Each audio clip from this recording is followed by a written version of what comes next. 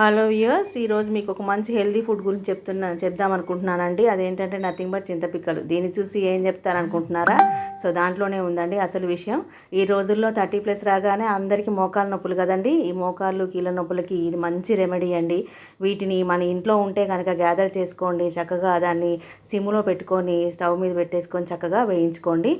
10 minutes వేగిన తర్వాత చిటపట అనే సౌండ్ వచ్చినప్పుడు దాన్ని తీసేసుకొని కొంచెం రోట్లో వేసుకొని దంచుకుంటే పైన ఉన్న నల్లని పొట్టంతా పోతుంది.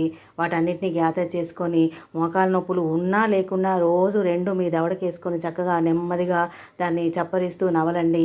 చాలా మంచి బెస్ట్ రిజల్ట్స్ ఉంటాయండి. నొప్పులు, కీళ్ళ నొప్పులు అనే సమస్య తగ్గిపోతూ ఉంటుంది. మీరు రెగ్యులర్గా దీన్ని తింటూ ఉండండి. ఇది చాలా చాలా మంచి ఫుడ్ అండి. పాత రోజుల్లో అయితే చింతపిక్కల్ని చక్కగా ఇంట్లో గ్యాదర్ చేసుకొని ఉంచుకునే వాళ్ళు, నోట్లో దవడకి వేసుకునే వాళ్ళు పెద్దవాళ్ళు. సో అయ్యే మళ్ళీ మనకి మంచి రిజల్ట్స్ ఇస్తున్నాయి. కాబట్టి ఓల్డ్ ఈజ్ గోల్డ్ అన్నట్టుగా మనము వీటిని చక్కగా డైలీ తింటూ ఉంటే మాత్రం కీళ్ళ నొప్పులు మాయమవుతాయండి. ఇది నేను ప్రాక్టీస్ చేస్తున్నాను. డైలీ చేసిన వాళ్ళు ఉన్నారు, రిజల్ట్స్ బాగా వచ్చిన వాళ్ళు ఉన్నారు. 1-2 రోజుల్లో మనకి రిజల్ట్ రాదండి. మీరు డైలీ తింటూ ఉండండి. దీనివల్ల మనకి ఎలాంటి సైడ్ ఎఫెక్ట్స్ కూడా ఉండవన్నమాట. సో మీరందరూ కూడా ఫాలో అయ్యి మోకాలు నొప్పులు తగ్గించుకుంటారని ఆశిస్తున్నారండి. Thank you for watching. నచ్చితే డూ షేర్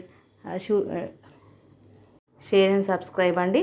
సో మీరు కూడా ఫాలో అవ్వండి. చక్కగా వీటిని ప్యాక్ చేసుకొని ఉంచండి. ప్యాక్ చేసుకుంటే హ్యాండ్ బ్యాగుల్లో కానీ, ప్రయాణాలకు వెళ్ళినప్పుడు కానీ పొట్లం కట్టుకొని వెళ్ళి చక్కగా టైంపాస్కి నోట్లో వేసుకుంటే చాలా చాలా బాగా పనిచేస్తాయండి. ఫాలో అవ్వండి, మంచి రిజల్ట్స్ పొందండి. Thank you.